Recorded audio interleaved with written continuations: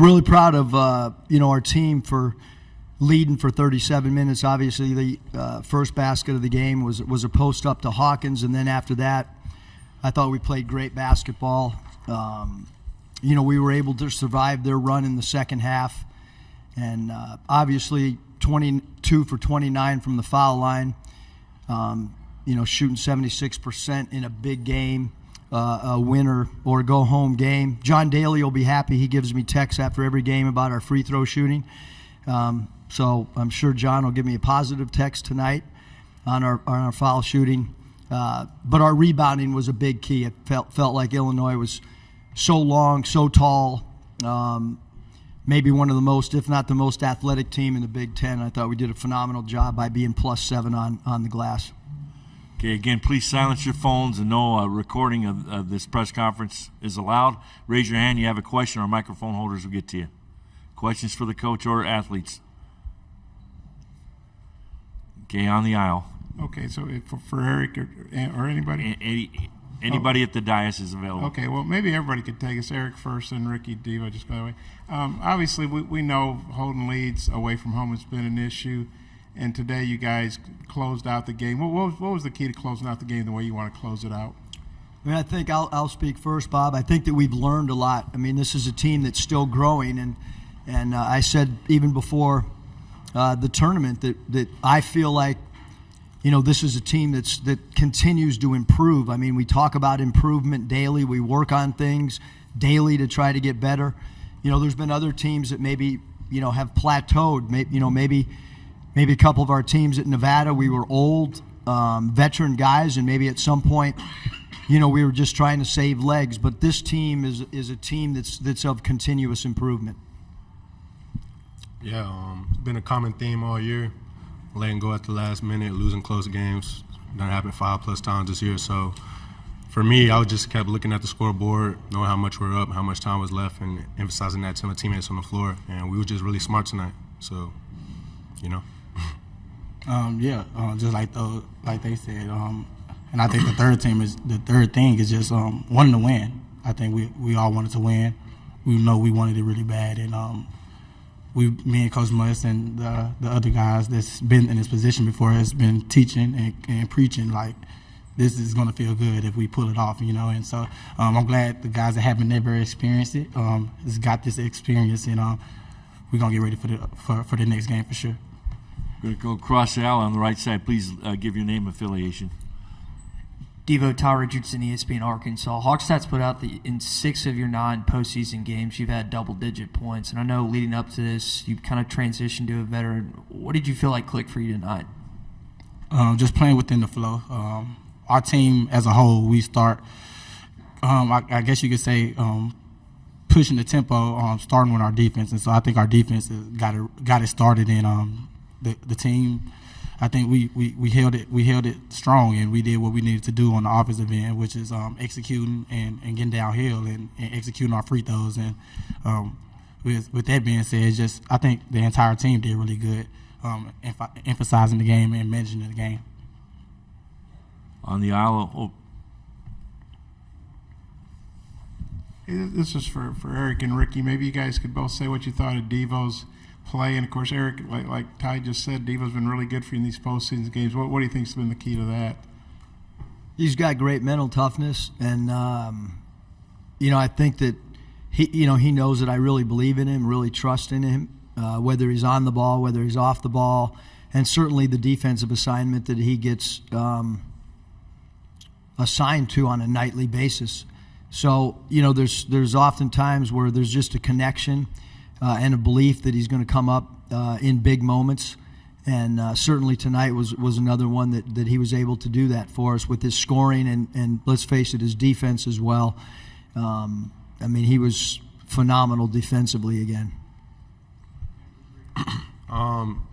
Just the experience of being in an NCAA tournament. I'm pretty sure he's been in a tournament since he's been in Arkansas. So I know he's played big games before and made big shots. So it's really nothing new to him. I feel like experience in an NCAA tournament, those experienced teams win if you look back at it. So he's been here before, so he had a real good game tonight. We needed those points and the defense, of course. You guys held Illinois down pretty good shooting-wise, turned them over a lot. What was working for the defense today? Well, we just felt with their size that if we didn't, if we didn't put pressure and pick up, 3/4 court, that we were doing ourselves a disservice. Shannon is a player that's one of the hardest covers in college basketball because of his versatility. He's a great scorer, and we just felt like if we could, somehow try to speed them up a little bit, that it might be to our advantage. And I do think that the 17 turnovers that were caused in the 12 steals was maybe as crucial as any stat that you look at once the final buzzer happened. We're going to go on my left side. Okay. Go ahead, sir. Steve Greenberg from the Chicago Sun-Times. This is for anybody, but I suppose mainly for you, Eric. I think Coleman Hawkins, I think, took Devo down into the post to start the scoring, and then didn't see it again. Were you surprised that? And was that something? You mentioned their size. He's their tallest guy who plays. Yeah, I mean, he's certainly a really good player. Coleman is, and that was I think that was kind of maybe off the jump ball. That we were a little bit. Devo was actually assigned to number 0, Terrence Shannon, and somehow we got in a cross match.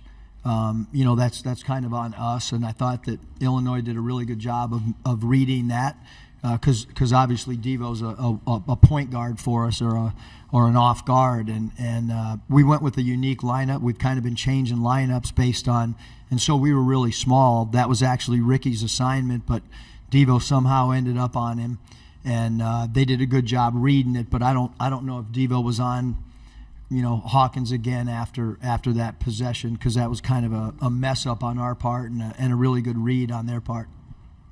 Stay on my left side on the aisle. Go ahead. Eric, Adam Teicher, ESPN. How do you feel like you match up against Kansas? Well, haven't really, I didn't come over early to scout the game.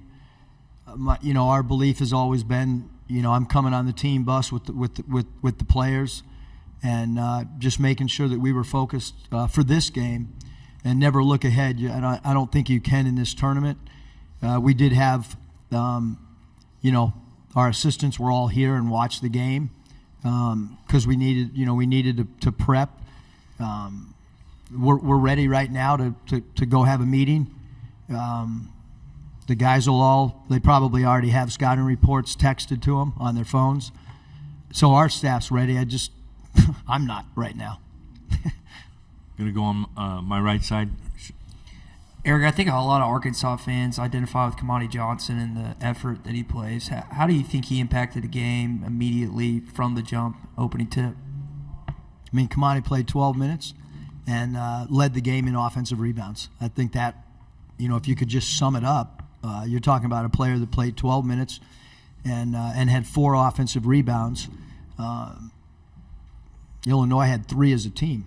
So defensive rebounding was really important, but Kamani's aggressiveness, and that's why he got the start tonight, is NCAA experience. This was our first game. Now all the guys that checked into the game, they all now have experience. So I don't know what we'll do against Kansas until we start diving in and really look at matchups and so on and so forth. But I thought Kamani did a phenomenal job for us setting the tone early on the offensive glass, and I thought he gives us a physicality obviously as well.